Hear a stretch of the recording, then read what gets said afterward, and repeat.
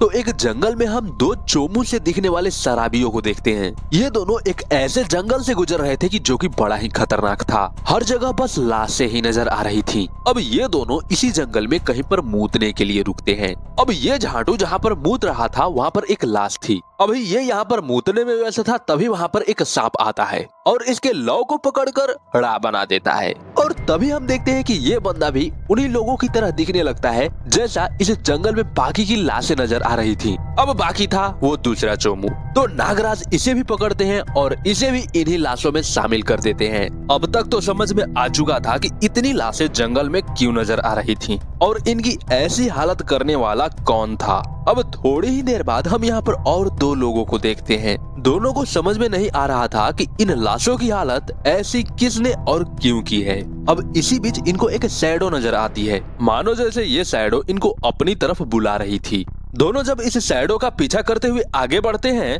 तो रास्ते में इनको एक कब्र नजर आती है जिसमें किसी औरत की लाश पड़ी थी। खैर दोनों जब यहाँ से आगे बढ़ते हैं तो सामने एक कब्र के पास इनको एक लड़की नजर आती है। ये लड़की इनको देख करके डर जाती है और बोलती है कि मेरे पास मत आना। ये लोग बोलते हैं कि हमसे डरने की कोई जरूरत नहीं, हम लोग साधु संत हैं, लोगों की मदद करते हैं, इनफैक्ट सोल्स को शरीर से जोड़ने का भी काम करते हैं। तुम्हारी परेशानी क्या है, क्या हम तुम्हारी मदद कर सकते हैं। जिसके बाद ये लड़की इनको एक घर के अंदर ले जाने लगती है।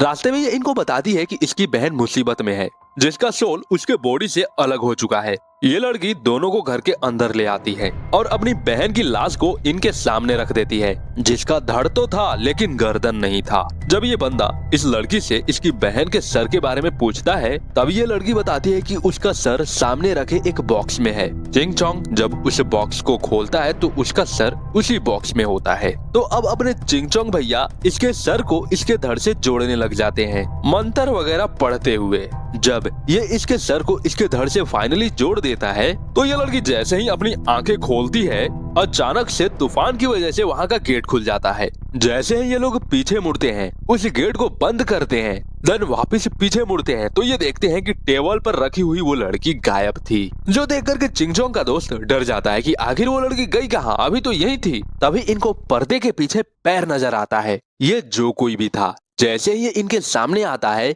इनकी सांसें रुकी की रुकी रह जाती हैं, क्योंकि ये लड़की वही थी जो अभी अभी टेबल पर पड़ी हुई थी। इनफैक्ट वो लड़की जो कब्रिस्तान में मिली थी वो लड़की कोई और नहीं बल्कि यही लड़की थी। खैर यहाँ पर हम देखते हैं कि इस लड़की का सर इसके धड़ ने पकड़ रखा था, जिसके सर और धड़ दोनों से सांपों का गुच्छा निकला हुआ था।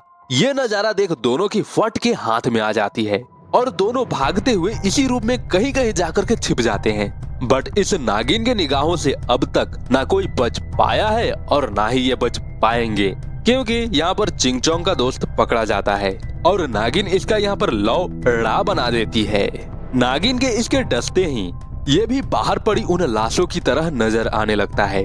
अब ये नागिन अपने सर को अपने धड़ पर रखती है, क्योंकि अब इसे शिकार करना था चिंग चोंग का। जैसे ही ये नागिन चिंग चोंग को देखती है, चिंग चोंग अपना जादू चलाना स्टार्ट कर देता है, बट ये फिर भी नागिन का बाल भी बांका नहीं कर पाता। बट हम देखते हैं कि ये नागिन चिंग चोंग को मारने के बजाय इसे वहीं पर बेहोश करके छोड़ देती है।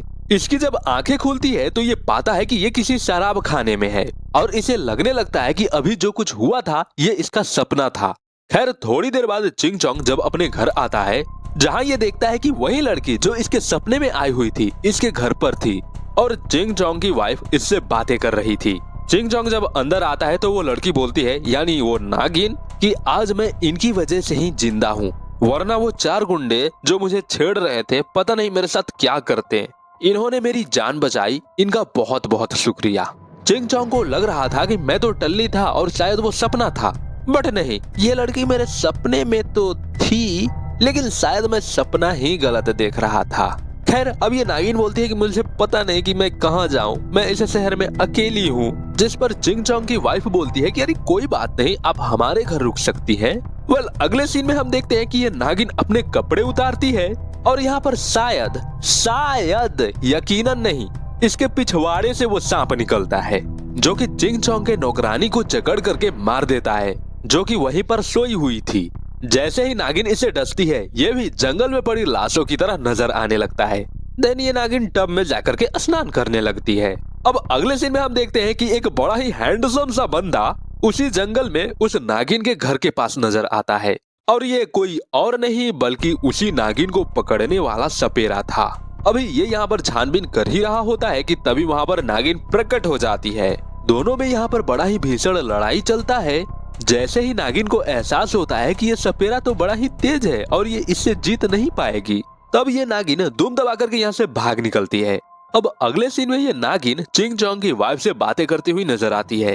इनकी बातों के दौरान पता चलता है कि चिंग चोंग कभी बाप नहीं बन सकता, जिस पर ये नागिन बोलती है कि मेरे पास एक उपाय है जिससे तुम माँ बन सकती हो।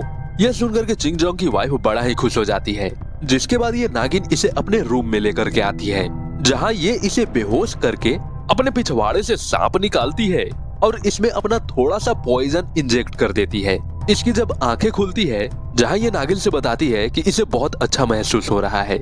अगले सीन में ये नागिन किसी राहगीर को अपना शिकार बना लेती है और ऐसा करते हुए इसे इस राज्य के रखवाले देख लेते हैं और ये लोग इसका पीछा करते हुए चिंग चोंग के घर की तरफ आ जाते हैं। जहाँ ये लोग जब घर के अंदर झांकते हैं तो इनकी फटके हाथ में आ जाती है, क्योंकि अंदर का नजारा बड़ा ही भयंकर था। यह नागिन अपने बैग को फाड़ के बहुत सारे सांपों में बदल जाती है और वो बड़ा सांप भी इसी के अंदर था। ये नजारा देखकर दोनों वहीं पर बेहोश हो जाते हैं। अगले सीन में ये नागिन इंसानी दिल को भून रही थी, जिसका सूप बनाकर ये चिंग चोंग की वाइफ को देती है और बोलती है कि ये तुम्हारे बच्चे को पैदा होने में मदद करेगा। जो सुनते हैं ये लड़की उसे खा भी लेती है। अब एक दिन चिंग चोंग की वाइफ बिना पूछे नागिन के रूम में घुसती है, जहाँ अचानक ही इसकी नजर एक अलमारी पर पड़ती है। जब ये इसे खोलती है तो देखती है कि इसमें उस नौकरानी की लाश पड़ी हुई थी। ये इस लाश को देखकर बहुत बुरी तरह से डर जाती है। ये यहाँ से जैसे ही निकलने वाली होती है, वहाँ पर नागिन आ जाती है। ये जैसे तैसे बहाना बना करके यहाँ से निकल तो जाती है,